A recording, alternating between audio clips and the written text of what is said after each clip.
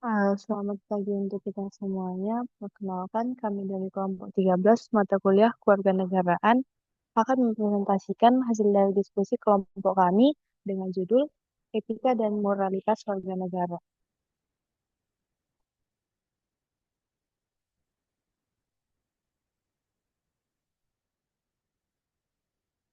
Kami yang beranggotakan Kevin Lumapea dengan NIM 113230112, Winda Sembiring dengan NIM 113230113, Antonia Manalu dengan NIM 113230114, Wika Siregar dengan NIM 113230115, dan Kezia Sihaan dengan NIM 113230116. Etika dan moralitas merupakan landasan utama dalam membentuk karakter warga negara yang beradab, berkeadilan, dan bertanggung jawab. Etika mengatur perilaku manusia, sedangkan moralitas menilai kesesuaiannya dengan nilai-nilai masyarakat. Keduanya berperan penting dalam menumbuhkan kesadaran hukum, memperkuat norma sosial, dan menjaga integritas bangsa. Menurut Aira Putri Vanisa 2024, nilai-nilai Pancasila menjadi sistem etika nasional yang membimbing perilaku warga negara agar menjunjung tinggi nilai ketuhanan, kemanusiaan, persatuan, kerakyatan, dan keadilan. Sementara itu, Noverlin Lase dan kawan-kawan pada 2025 menekankan bahwa pendidikan moral melalui PKN berperan penting dalam membentuk generasi muda yang jujur, disiplin, toleran, dan bertanggung jawab. Dengan demikian, etika dan moralitas menjadi fondasi penting dalam pembangunan karakter bangsa di era saat ini.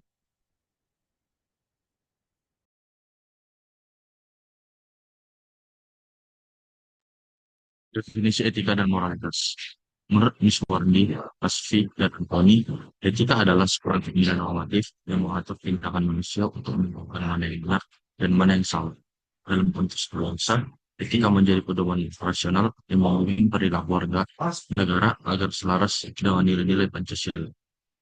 Moralitas adalah perwujudan nyata dari nilai-nilai etika dalam perilaku sosial manusia.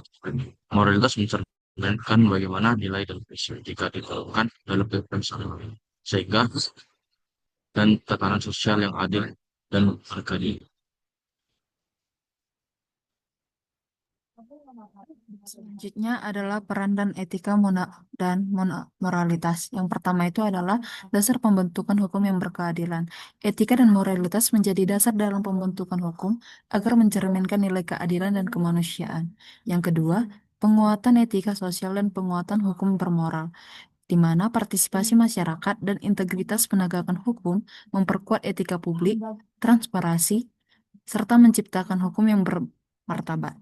Yang ketiga, ada etika Pancasila sebagai panduan kehidupan dan berilmu pengetahuan, di mana nilai-nilai Pancasila menjadi pedoman moral bangsa sekaligus dasar pengembangan ilmu dan teknologi yang selaras dengan nilai kemanusiaan dan keadilan sosial. Selanjutnya, ada penamaan nilai melalui pendidikan, di mana melalui PPKN, nilai etika dan moral ditanamkan untuk membentuk karakter jujur, bertanggung jawab, dan toleran, sekaligus menghadapi degrasi moral akibat globalisasi.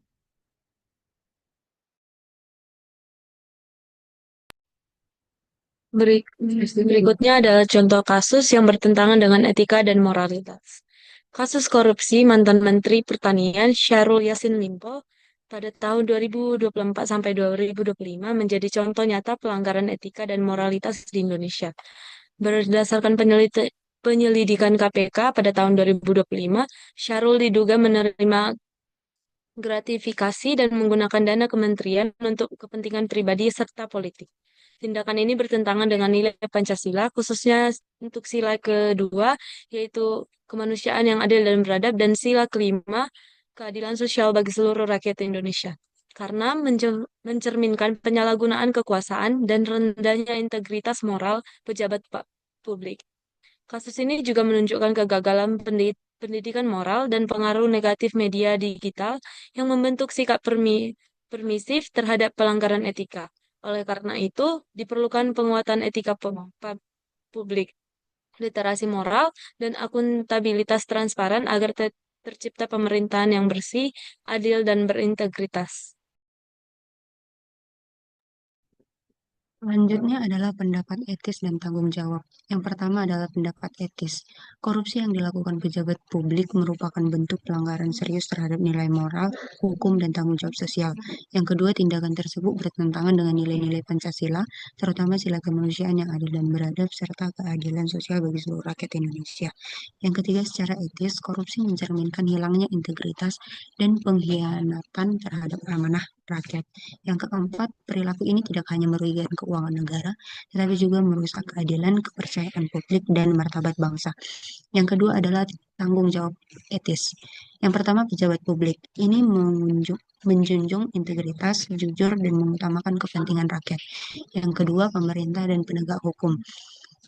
Menegakkan hukum secara adil dan mencegah penyalahgunaan kekuasaan. Yang ketiga adalah masyarakat yang fungsinya untuk bersikap kritis dan tidak toleran terhadap korupsi. Yang keempat adalah pendidikan dan media yang berfungsi untuk menanamkan nilai anti korupsi dan membentuk kesadaran moral publik. Berikut adalah referensi yang kami ambil dari jurnal-jurnal. Yang pertama dari jurnal Vanessa AP 2024, yang kedua dari Les Gendrato Ozalukhu W dan Harefa HON 2025, yang ketiga ada Syahrial dari 2024, yang keempat ada Nabila T. Simatupang dan teman-temannya di tahun 2025, dan yang kelima adalah dari jurnal Avia S.